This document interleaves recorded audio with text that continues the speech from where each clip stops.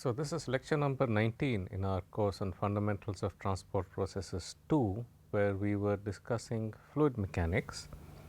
We had first gone through some fundamental theorems of integral calculus, as you recall, and then we had derived the conservation equations in terms of for the vector velocity field, what are called the Navier-Stokes equations, which basically give you equations for the velocity and the pressure, and we had discussed how to formulate the boundary conditions. And as I said, these equations are in general difficult to solve because they are partial differential equations and they are nonlinear. The inertial terms in the conservation equation contains a nonlinear product u dot grad u, due to which obtaining a general solution is difficult, because when an equation is nonlinear, there is no guarantee that a solution exists, and if it exists, there is no guarantee that it is unique. Then we had restricted ourselves to the limit of low Reynolds number. In the limit of low Reynolds number, the inertial terms in the conservation equations are neglected, and you get the Stokes equations for the velocity and the pressure. The Stokes equations are linear equations in both the velocity and the pressure, and because of that there is a considerable simplification in the methods used for solving these. The Stokes equations, as in the case of the diffusion equation for the concentration and temperature field, the Stokes equations for the velocity and the pressure can be reduced to two Laplace equations, and these can be solved because we have formulated ways of solving Laplace equations in different coordinate systems. In Fundamentals of Transport Processes 1, I had shown you how to solve the Laplace equation by two methods. One was by the separation of variables. The separation of variables works in both Cartesian as well as in spherical cylindrical coordinates. Specifically in cylindrical coordinates, it gives rise to the Legendre polynomial expansion, and we had gone through it in some detail. And I had also shown you that the terms in the Legendre polynomial expansion can be written as the source term, which decreases as 1 over r, the dipole that goes as 1 over r square, and so on, and higher order terms. In the present course, we looked at a different way to solve that, and that was using vector notation and its gradients. So, let us just briefly review that before we proceed with our discussion of Stokes law. Okay. So, low Reynolds number,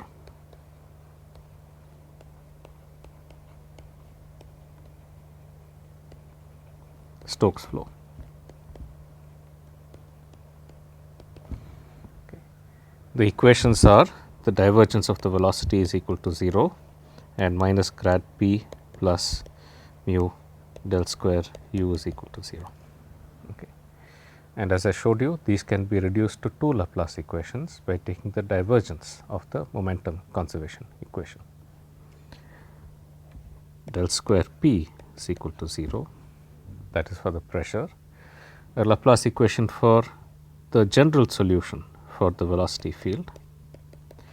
Note that this is the Laplacian of a vector is equal to 0, and then my total solution for the velocity field just becomes u is equal to the general solution plus 1 by 2 mu p xi. Okay. This should be written as x vector in vector notation. Okay. So, that is the solution for the velocity field, if I can find the solutions for the pressure and the general part of the velocity field. And as you recall, we found out solutions for the Laplace equation. Okay, the first solution was 1 over r. The second solution, okay, phi 1 was equal to xi by r cubed, obtained by taking the gradient of phi naught. Okay. Phi 2 was equal to delta ij by r cubed minus 3 xi xj by r power 5, and so on and so forth. Okay. So, these are the decaying solutions which you would use for external flows, where the velocity decreases to 0 far away from the object or the source of the disturbance. Corresponding to these are the growing solutions, which you would use for internal flows, where r is equal to 0 is within the domain, but r is equal to infinity is not in the domain. So, these decaying harmonics are used for external flows where r is equal to 0 is not in the domain, the flow around a particle for example, whereas you expect the solutions to decay as r goes to infinity.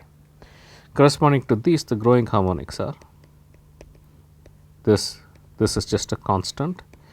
The first one is just equal to the vector xi itself. You take 2 gradients of this, you get 0. I am sorry, you take the Laplacian of this, you get 0. And the second one is equal to r square delta ij minus 3 xi xj, and so forth. Okay. You get higher and higher order terms. The decaying harmonics decay as 1 over r to the n plus 1. Okay. So, the first one for n is equal to 0 is just 1 over r, whereas the growing harmonics increases r power plus n. So, phi naught is just a constant, phi 1 increases proportional to r, phi 2 increases proportional to r square, and so on. So, these are identical to the solutions you get by separation of variables, that is the Legendre polynomial expansion. And these are all orthogonal to each other, and therefore, any general solution can be expressed as a linear combination of these solutions. So, one requirement of the solution of these Laplace equations is that the solution has to be some combination of these Legendre polynomial expansions. Second requirement, that if there is a forcing, okay, if I have a sphere for example, the specific problem that we considered, a sphere with some velocity u in some direction, okay, then the solutions have to be linear in the velocity of the sphere capital U, because you know that the Stokes equations are linear in pressure and velocity, the stress is linear in pressure and velocity, and therefore, if I have a forcing with some velocity u and I get a certain solution for the velocity and the pressure field, if I reverse the velocity at every point in the fluid reverses. If I change the velocity to some other direction, the velocity solution around that axis is identical to the solution that I had around the original axis. If I just change the coordinate in my coordinate reference frame to coincide with that particular velocity. Okay. So, therefore, the solutions for the Stokes flow, velocity and pressure have to be linear in the spherical harmonics. They have also got to be linear in this velocity u. And of course, they satisfy the incompressibility condition and they satisfy the boundary condition that u is equal to capital U at the surface of the sphere, okay, where r is the radius of the sphere. Based upon these simple considerations, we had derived the velocity and the pressure field for this spherical particle. Okay. If you recall, it was ui is equal to 3r by 4 uj to delta ij by r plus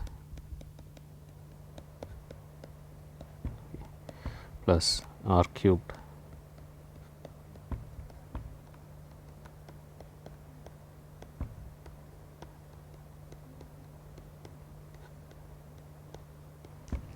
Okay, so that was the velocity that we had obtained for the that was the solution for the velocity field, and the pressure field was equal to 3 r by 2 mu uj xj by r cubed. Okay. And on this basis, we had actually calculated the stress on the surface of the sphere, integrated it over the entire surface of the sphere to get Stokes law.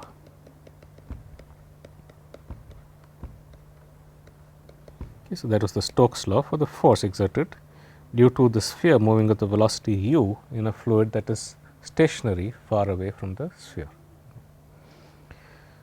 Let us just take a little bit of time off in order to see what exactly these velocities mean, because we have calculated these velocities without making any reference to an underlying coordinate system. However, when you want to in practice plot the velocity field, you have to be able to determine its components, for example, ux, uy, uz in the Cartesian coordinate system, or ur, u theta, u phi in a spherical coordinate system. So, let us just briefly look at how that is done. Okay. So, let us say I have a Cartesian coordinate system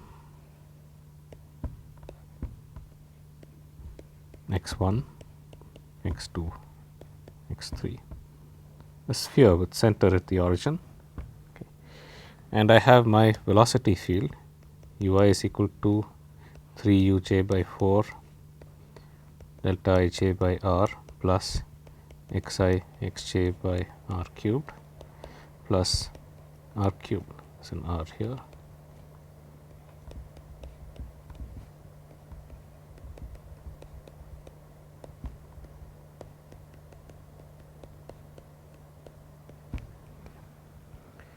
How do I find out the components of the velocity in this coordinate system?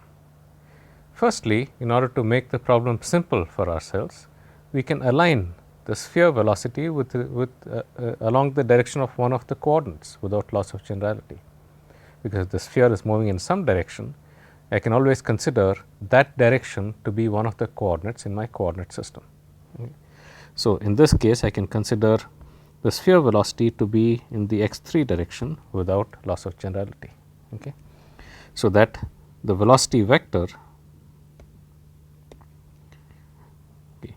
u vector is equal to u times E3, okay. That is, it is along the x3 direction. Okay. Now, I have ui. So, ui is on the left hand side. There are 3 components u1, u2 and u3. Note that the only component of capital U that is non-zero is u3 itself. The only component of capital U that is non-zero is u3 itself. So, whenever I have summations over that, the only non-zero component is going to be capital U in the x3 direction. Okay. So, I have u3 is equal to u, okay, and both u1 is equal to u2 is equal to 0. Because the sphere itself has no velocity along the xy plane, because I have aligned the x3 coordinate with the velocity vector. Okay. So, from this I can easily calculate what is u1, u2 and u3. So, u1 for example is equal to 3 u3 r by 4. Okay. I can take j as just 3 because that is the only non-zero component. J is equal to 1 and j is equal to 2. u1 and u2 are 0. Okay. So, I will get delta ij, I is 1 and j is 3, delta 1 3 by r plus x1 x3 by r cubed plus r cubed u3 by 4 into delta 1 3 by r cubed minus 3 x1 x3 by r power 5. Okay. Delta 1 3 is 0 because when I is not equal to j, delta ij is equal to 0. Okay. So, this just becomes equal to 3 u3 r by 4 x1 x3 by r cubed plus r cubed, I am sorry, I should take a minus here, minus 3 r cubed u3 by 4 x1 x3 by r power 5. Okay, because both of these deltas end up being 0, delta 1 3 is identically equal to 0. Okay. So, that is how you would convert from the ui from the indicial notation to the actual vector components. Okay. You can get x2, I mean u2 in a similar manner. Okay. I will not go through the details, just say that u2 is equal to 3 u3 r by 4 x2 x3 by r cubed minus 3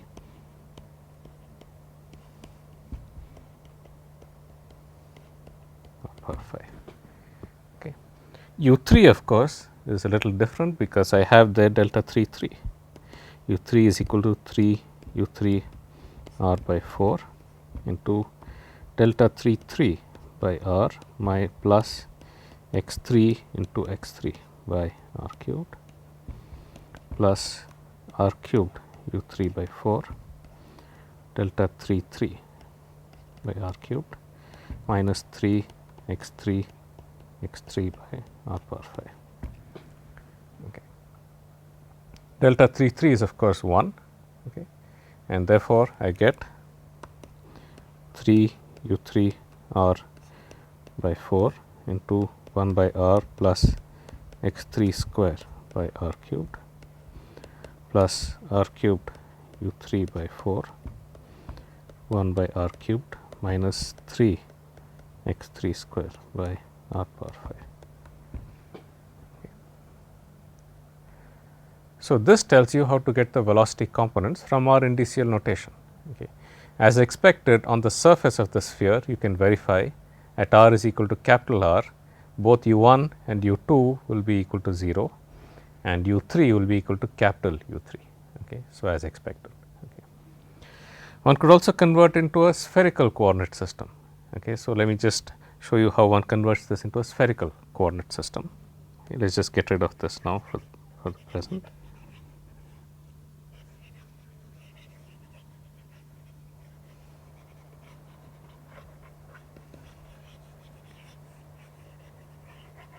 In the spherical coordinate system, of course, the unit vectors are ER, E theta and E phi. Once again, I can align my coordinate system with the x 3 axis. Okay. And once I have aligned my coordinate system with the x 3 axis, then the radius vector in this case is just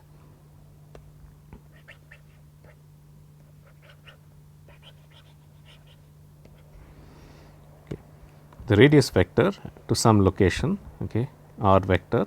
Okay. There is just the position vector in this spherical coordinate system to any location x vector. Okay. The distance from the origin is the radius r. The angle made by this distance from the x 3 axis is theta, and the angle made in the x 1 x 2 plane is the angle phi. Okay. Now, simply because of symmetry, you expect no velocity in the phi direction. The velocity is only in the r direction and in the theta direction. Okay. So, you expect no velocity in the phi direction just from symmetry. So, what is the velocity in the r direction? Okay. u r will be equal to u dot E r. Okay. E r is the unit vector in the radial direction. Okay. This is also equal to x vector by r, the position vector by its magnitude, because E r is in the same direction as the position vector E r. Okay. So, this is equal to u I into x I by r. Okay. The velocity vector times the unit vector in the r direction, which is equal to the velocity vector times the position vector divided by the magnitude of the position vector. Okay. So, how do I get u I times E x I by r? Okay. You just take the expression for u I and you multiply it. Okay. 3 u j r by 4 into delta I j by r plus x I x j by r cubed x I by r plus r cubed by 4 u j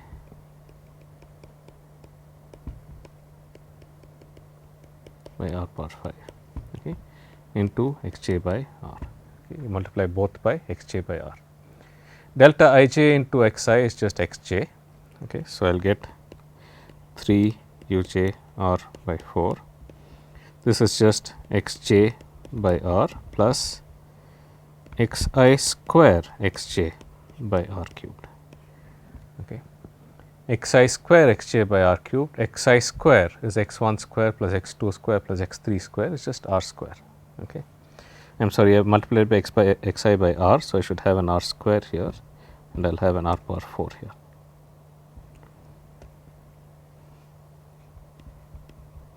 Okay. Plus r cubed u j by 4 into x j by r power 4 minus 3 x I square x j square by, I am sorry, 3 x I square x j by r power 6. And as I said, x I square is equal to r square. Okay. So, the first term just becomes 3 u j r by 4 into x j by r square plus r cubed u j by 4 into minus 2, factor of 2 here, because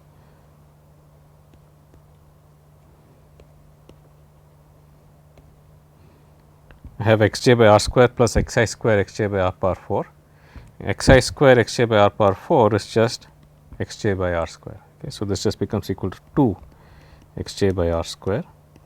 Here I have used the fact that x I square, which is x 1 square plus x j 2 square plus x 3 square, is just equal to r square. Okay. So, I get minus 2 x j by r power 4. Okay. So, I can take u j x j outside. Okay. So, I get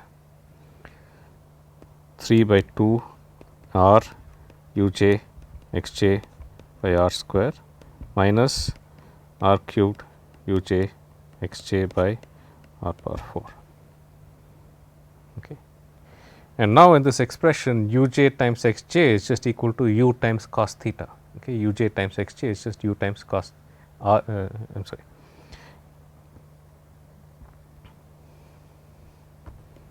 u j x j is equal to u dot x. Okay. U is in this direction, okay. U is along the x 3 axis, x vector is the position vector. So, u dot x is equal to magnitude of u times magnitude of x times cos theta. Okay. So, is equal to the magnitude of u, which is capital U, magnitude of x, which is r, and then I have a cos theta. Okay. So, that can be used here to get the final expression 3 by 2 r u cos theta by r minus r cubed u cos theta by r cubed. So, that is the final velocity expression for the velocity in the r direction. Okay. If you recall, we had used this velocity in fundamentals of transport process 1 with some minor modifications, because when we did the high Peckley number transport, we had an expression for the fluid velocity field around the sphere. In that case, the sphere was stationary, the fluid was moving with a velocity minus u. The same as this, except that I shift my reference frame from the center of the fluid, from the fluid at infinity to the center of the sphere. Okay. So, you will get the exact same expression, except it is modified because I have to add the fluid velocity, because in this case the sphere is moving, the fluid is stationary. In that case, the fluid was moving far away and the sphere was stationary. Okay. So, this gives you a way of determining the velocity field in a r theta phi coordinate system. We have calculated only the r component of the velocity. Okay, we have calculated only the r component of the velocity. We can also calculate the theta component of the velocity. Okay. The theta component of the velocity is perpendicular to the r component. Okay.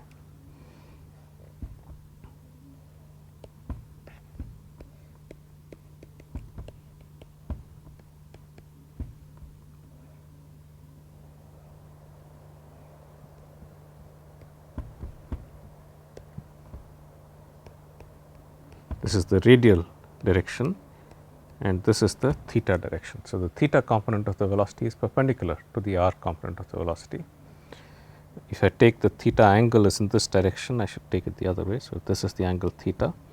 E theta, as I said, has to be in the direction of increasing theta. Okay. So, E theta has to be in this direction. Okay.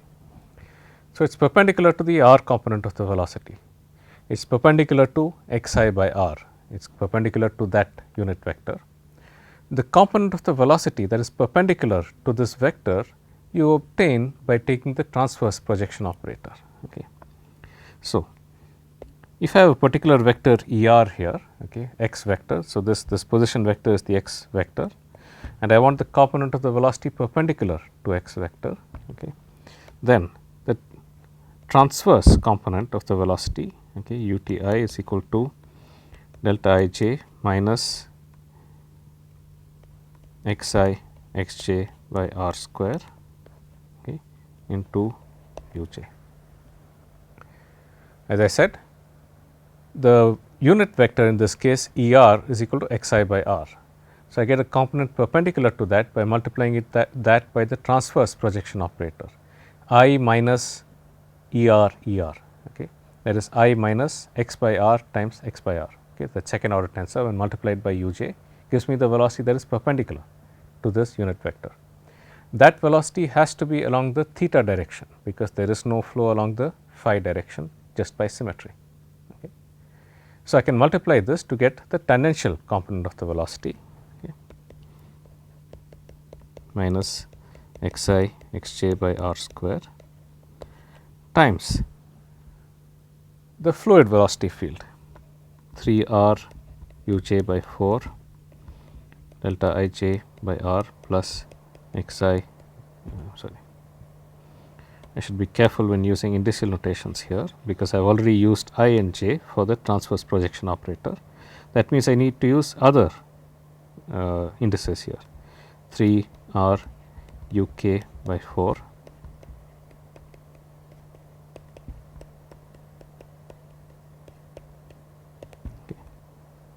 plus r cubed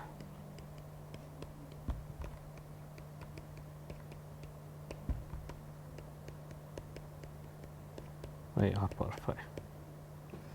Okay. So, I have to multiply this transverse projection operator by this velocity vector, and of course, if you multiply it by the unit vector x itself, you will get 0, because this is perpendicular to x. Okay.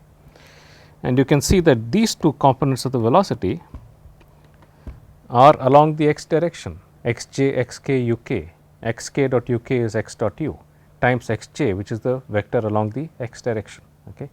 So, these two components, when you multiply by the transverse projection operator, you will get identically 0. Okay.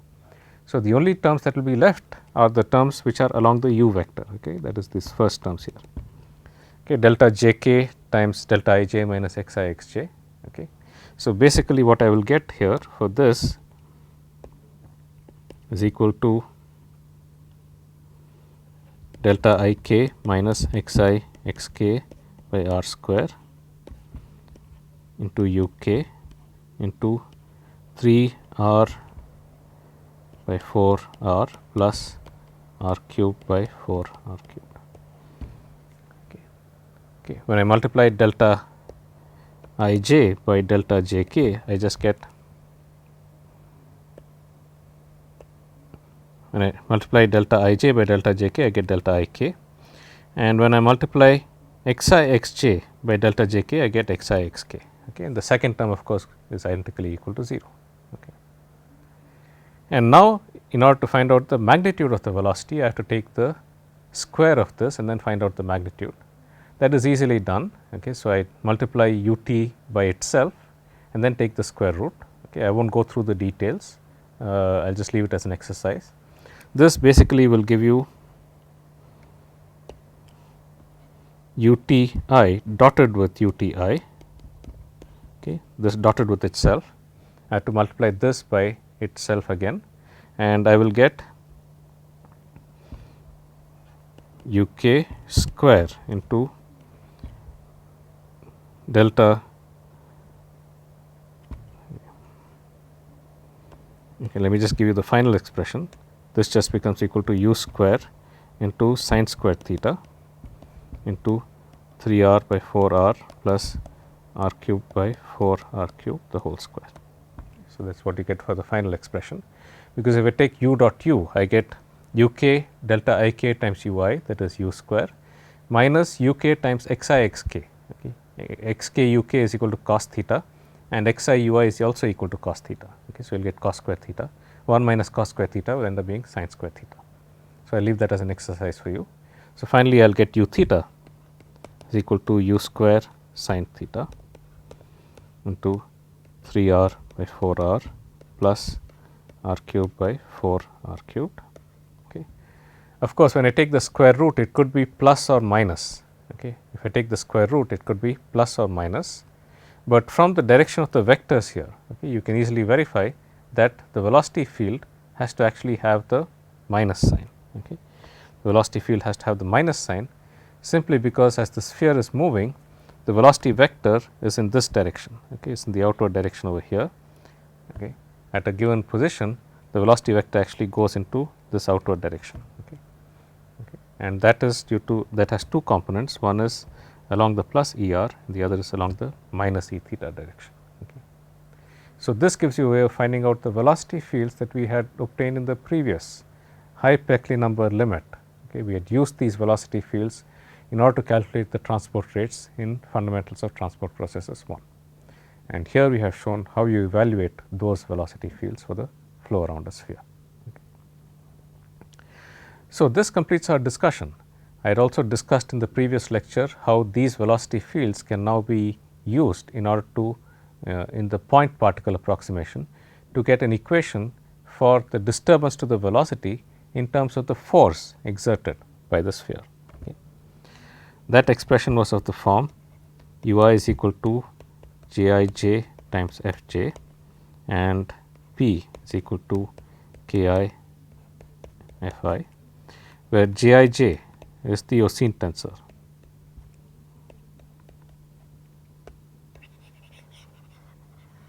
Okay, let me just write that in a longer form. U I at a given location x vector is equal to j I j at x minus x prime, f j at x prime, and p at x is equal to k I of x minus x prime, f I of x prime, where j I j is a second order tensor and k I is a vector. These are called the Oseen tensors. J I j is equal to 1 by 8 pi mu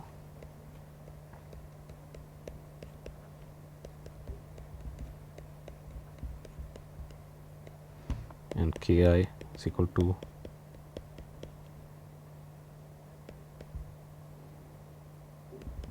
by r cubed. So, the idea is this: if I have a 3-dimensional coordinate system x 1, x 2, x 3, and I have some object that is exerting a force f vector at the location x prime vector, okay, at the location x prime, and I want to know what is the fluid velocity field due to this force at the location x vector. Okay, I want to know what is the fluid velocity field due to this force at the location x vector. That fluid velocity field is given by this expression. Should note that this expression contains only a part of it. Okay, this is only the slowest decaying term. As we saw in the case of the velocity field due to a sphere, there is one part that decays proportional to 1 over r. There is another part that decays proportional to 1 over r cubed. This contains only the part that decays proportional to 1 over r. This is the slowest decaying term. In the limit as the particle goes to a point, what do we mean by the point particle limit?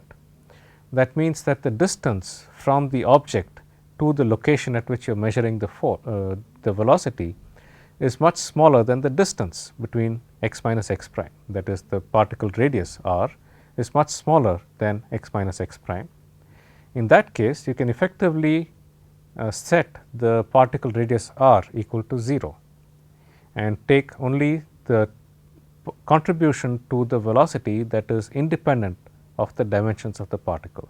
It depends only on the force. As I told you, if you rewrite the velocity field due to a sphere in terms of the force acting on the sphere rather than the velocity of the sphere, it ends up, if you express it in terms of the force, the term proportional to 1 over r becomes independent of the radius, and in that limit, as the radius goes to 0, the force remains finite. You get to the point particle limit in which the velocity disturbance decays as 1 over r, the distance from the object. So, this was for a particular type of disturbance where the sphere was translating with a constant velocity in the fluid. You could do the same thing for the case where the sphere is rotating, for example. Okay. It serves to illustrate how the difference between the rotation case and the translation case. Okay. So, now let us take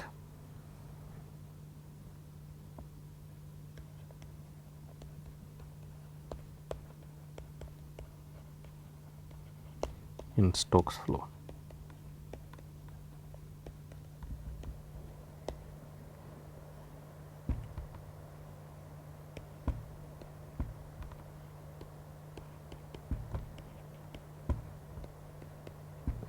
So, you have a sphere once again of radius r, which is rotating under Stokes flow condition, and the angular velocity of the sphere is the vector omega. Okay, that is the angular velocity of the sphere. Okay. So, once again you have to solve the Stokes equations for the velocity and the pressure fields subject to the boundary conditions. In this particular case, the boundary condition is that the velocity at the surface of the sphere u, okay, is equal to omega cross r, okay, the angular velocity cross product with the position vector. Let me just write the position vector as x vector at the surface of the sphere, r is equal to capital R. Okay. So, velocity is equal to omega cross the position vector at the surface of the sphere, r is equal to capital R. So, that is the boundary condition, and the equations are the Stokes flow equations as usual. This boundary condition can be written in indicial notation as follows: ui is equal to epsilon I j k omega j times x k at r is equal to capital R. Okay. So, now I have to find out the expressions for the general velocity, the expression for the pressure, put them together to get the final velocity, check that determine the constants in the expression from the condition that the divergence of the velocity is equal to 0 and the boundary condition on the surface of the sphere is satisfied. If you recall, when we looked at the example of the sphere translating in a fluid, we said that the velocity field has to be linear in the velocity of the sphere. In that particular case, what was forcing the flow was the motion of the sphere at constant velocity. In this case, what is forcing the flow is the rotation of the sphere. Therefore, you would expect that the velocity field has to be linear in this angular velocity omega vector. So, if I were to increase the speed of rotation by a factor of 2, you would expect the velocity at each point in the fluid to be increased by a factor of 2. If you reversed the direction of rotation, the velocity at each point in the fluid would be reversed, and therefore, the velocity field that I get should be linear in this angular velocity omega, and it should be linear in one of the spherical harmonics. This is once again an external flow. So, we need to take into account only the decaying spherical harmonics. But not just that, one has to be careful here. As I told you, the angular velocity is a pseudo vector. It changes sign when you go from a right handed to a left handed coordinate system. The fluid velocity on the other hand is a real vector. Since the fluid velocity is a real vector, it does not change sign when you go from a right handed to a left handed coordinate system. It is a real thing, you can actually measure it in the experiments. Angular velocity, the direction of that is going to depend upon the coordinate system that you use. Okay. So, therefore, the velocity cannot be linear in just omega alone. Okay. It has to be linear in epsilon times omega, because epsilon is a pseudo vector. Okay. The antisymmetric tensor is a pseudo tensor, its direction changes when you go from a right to a left handed coordinate system. Omega is also a pseudo vector. So, when you multiply the two, you end up with a real vector. Okay. So, therefore, the velocity ui has got to be equal to epsilon contracted with omega times one of the spherical harmonics, okay, times one of the spherical harmonics. So, epsilon I j k times omega k, okay, is a second order tensor. Okay. It is a second order tensor because I have two unrepeated indices I and k. Okay. So, the second order tensor has to be multiplied. Okay. Either you have to take the product of this with a first or a third order tensor in order to get a vector. Okay. So, therefore, the only way that I can get a vector solution which is linear in this second order tensor as well as linear in one of the spherical harmonics is going to be to take the solution of this form. Okay. So, I have to take the solution as a combination of two solutions. One is phi 1 k, okay, that is a vector. So, this second order tensor dotted with this vector will give me a vector, okay, plus I can take phi 3 I j k, okay, epsilon j k L times omega L. Okay. So, this once again you can see is a vector. A third order tensor dotted with a second order tensor will also give me a vector. Okay. So, I have two undetermined coefficients here. Okay. I have one coefficient in terms of this one and another coefficient A 2. Okay. So, this as you recall is only for the general part of the velocity field. Okay. This is only for the general part of the velocity field. So, I have a forcing which is in the form of a second order tensor now, epsilon I j k times omega j. So, it has two free indices I and k. Out of that I have to get a velocity field on the left hand side. So, I can dot the second order tensor with a vector to get a velocity, or I can take two dot products of this with a third order tensor also to get a velocity, because if I have a third order tensor and I take two dot products with the second order tensor, I will get a vector. So, that is the second part here. Okay. And now the pressure also has to be linear in this second order tensor epsilon I j k omega k. Okay. So, the pressure also has to be linear in this.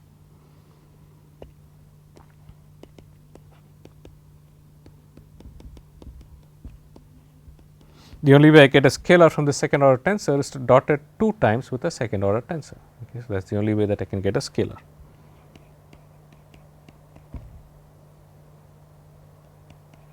Okay, dot it two times with this second order tensor. So, that is the only way you will get a scalar. Okay. The problem considerably simplifies for this particular case. The reason is as follows. If you recall, phi 2 I j is symmetric tensor. Okay. You take two gradients of the fundamental solution, it is equal to delta I j by r cubed minus 3 x I x j by r power 5. In that tensor, if I interchange I and j, I get back the exact same results. It is a symmetric tensor obtained by taking two gradients on the fundamental solution 1 over r. Epsilon I j k on the other hand is antisymmetric. It changes sign when I and j are interchanged. I have a product of a symmetric and an antisymmetric tensor here, and therefore, that product will be identically equal to 0. That is because epsilon I j k omega k is symmetric in I and is antisymmetric in I and j. Phi 2 is symmetric in I and j. When I multiply a symmetric and an antisymmetric tensor, I will get 0. Okay. So, the pressure is just equal to 0 by default. Physically understandable, if you are rotating a particle, you do not expect to generate a pressure gradient anywhere in the flow. Okay. Of course, this is just this pressure is determined only to a constant value. Okay. So, you can add any constant to this, okay, to get the pressure. Okay. But so, this tells you that there is no variation in the pressure around the particle due to rotation, which is understandable, because rotation is actually related to the antisymmetric part of the rate of deformation tensor, whereas pressure is the isotropic component of the stress tensor, and a rotating particle cannot generate a net pressure. Similarly, in this expression, okay, for the velocity field, phi 3 I j k is symmetric in the indices j and k, because it is obtained by taking successive gradients of that fundamental solution 1 over r. Epsilon j k l is antisymmetric, okay, and because of that, this also has to be equal to 0. Okay. So, both of these have to be identically equal to 0. Okay. And therefore, the solution for the velocity field, okay, now the general solution for the velocity field is just equal to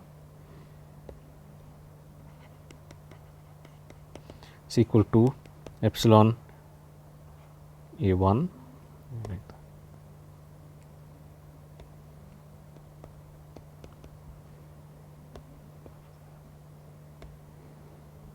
epsilon I j k omega j times phi 1 k is x k by r cubed. Okay. That is the final solution, okay, for the velocity field. Since the pressure is equal to 0, this is not just the general, but this is the entire velocity field, okay, because the total velocity was equal to this general velocity plus 1 by 2 mu times p x I. Pressure is identically equal to 0. Okay. Therefore, this is the total velocity field. Okay. the constant, and if you take the divergence of this, I will not go through that, I will just leave it as an exercise for you. If you take the divergence of this velocity field, you get 0. So, this velocity field identically satisfies the 0 divergence, the mass conservation condition.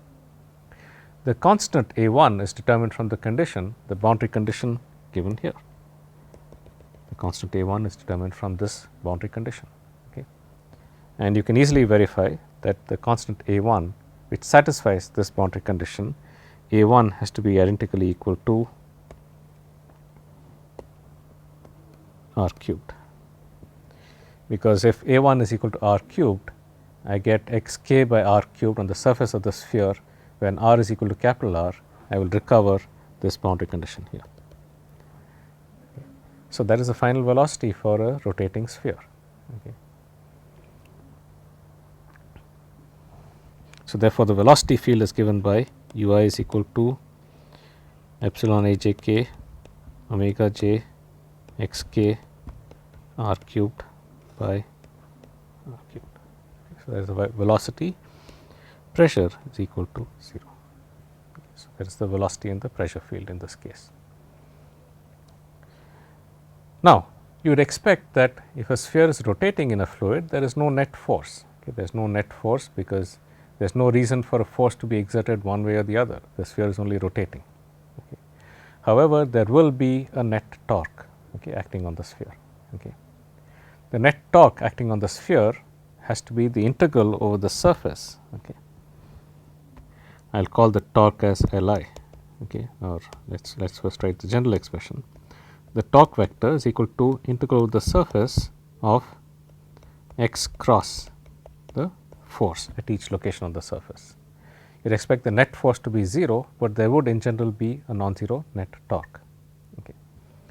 Or if I write this in initial notation, Li is equal to integral ds epsilon I j k x j times f k, where f k is the force per unit area acting on the surface.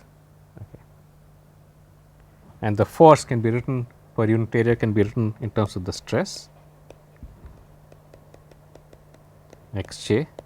Stress, I have to use T k L times the unit vector N L. And the unit vector on the surface of the sphere, as you well know,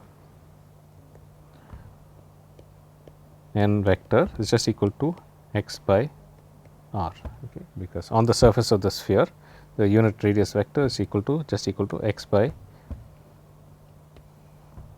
the radius r. Okay. So, I have to multiply it by that in order to find out what is the total torque. So, since the pressure is equal to 0, okay, T k L is equal to partial u k by partial x L. Write the viscosity here.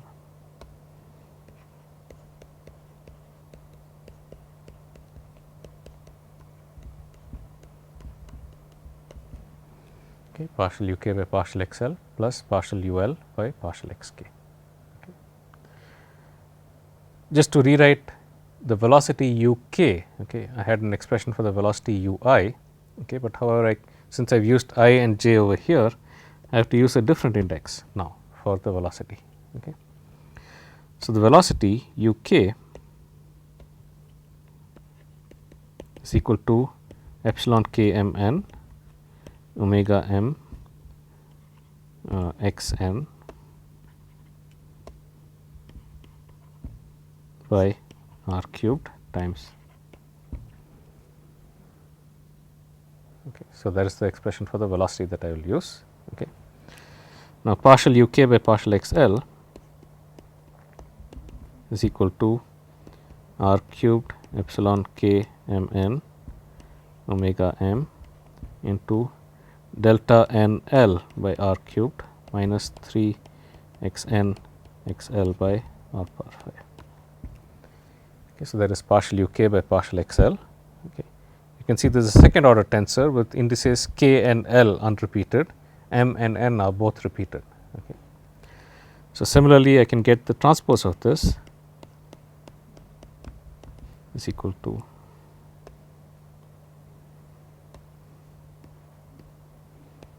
r cubed. Now, I have to interchange k and l. So, I will get L m n omega m delta n k by r cubed minus 3 x n x k by r power 5. So, those are the two components for the rate of deformation tensor. Okay. I have to multiply this by the viscosity to get T k L. Okay. So, I will get mu r cubed epsilon k m n omega m into delta n L by r cubed minus 3 into x L by r. Okay.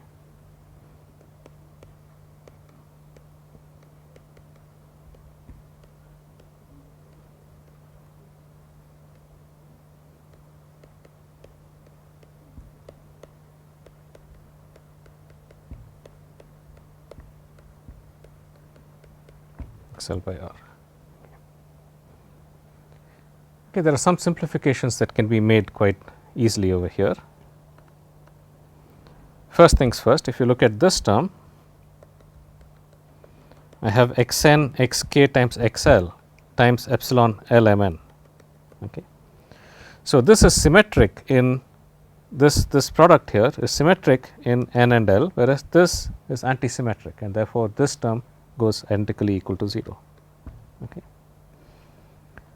Similarly, okay, if I expand out this term, I will get T k L n L is equal to mu r cubed into epsilon k m n omega m x n by r minus 3 epsilon k m n omega m x n x L square.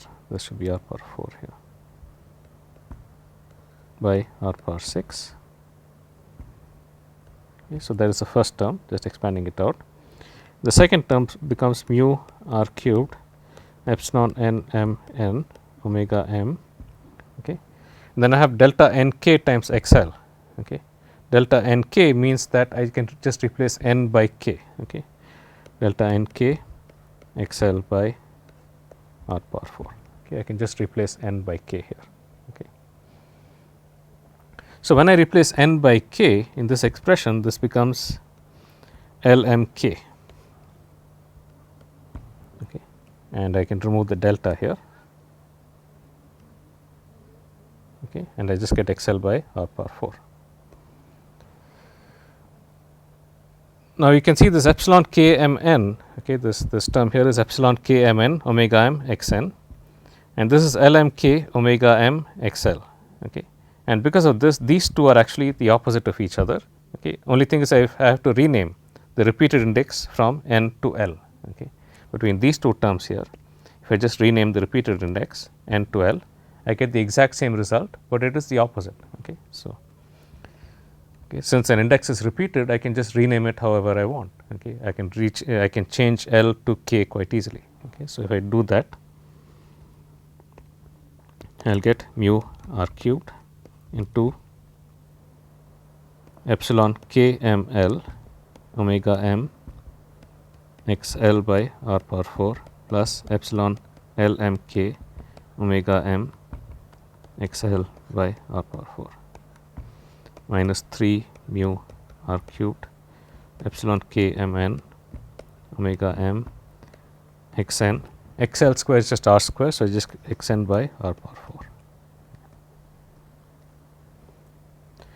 And you can easily verify that this is just the opposite of this one, because I get it by interchanging one index, okay, between L m k and k m l. Okay, you can interchange one index. So, this is the opposite of this, and therefore, these two are identically equal to 0. And my solution becomes minus 3 mu r cubed epsilon k m n omega m x n by r power 4. So, that is the equation for the stress. Now, in order to find out the angular velocity, the angular velocity L I is equal to integral d s epsilon I j k x j times T k L n L, which is minus 3 mu r cubed epsilon k m n omega m x n by r power 4. Now, here it becomes very useful to have a vector identity, because I have the product of 2 epsilons. I have the product of 2 epsilons.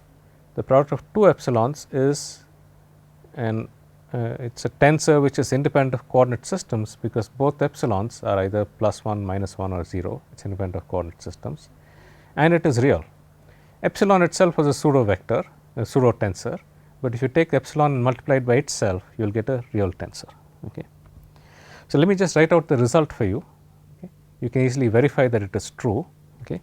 The result that we will use here was epsilon I j k epsilon k m n is equal to delta I m delta j n minus delta I n delta j m. You can expand out the left and the right hand sides for different values of m and n and verify that this is a valid solution. Okay. You can expand it out for different values and verify that this is a valid solution. So, we will use this to get the torque acting on the particle. Okay. So, first things first, I can take minus 3 mu r cubed by r power 4 integral ds of delta I m delta j n minus delta I n delta j m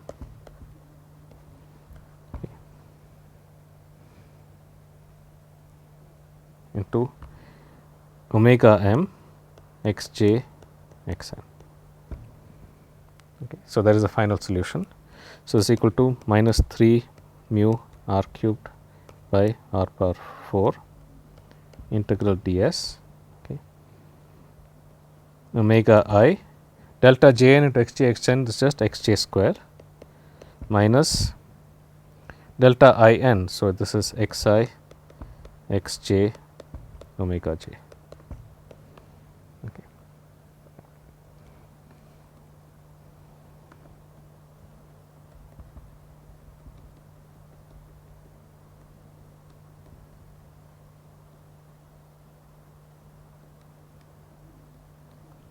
And this thing can now be simplified. Okay. So, this is equal to minus 3 mu r cubed by r power 4 into the first term omega I x j square, okay, omega I integral ds x j square. X j square is just equal to r square.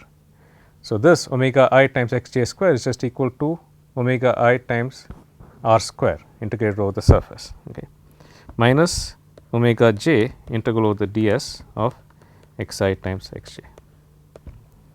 Okay. Integral of x I x j over the surface. Once again, there is a little trick that we can use to get this. Okay. Since we are running short of time, kindly keep this in mind. We will continue this in the next lecture. In order to find out this integral of x I x j over the surface, there is a little trick that we will use, and once we get that, we will get what is the torque acting on the spherical particle. Okay. So, we will continue this little bit in the next lecture before we go on to another subject, that is the effective viscosity of a suspension of particles. We will continue this in the next lecture. We will see you then.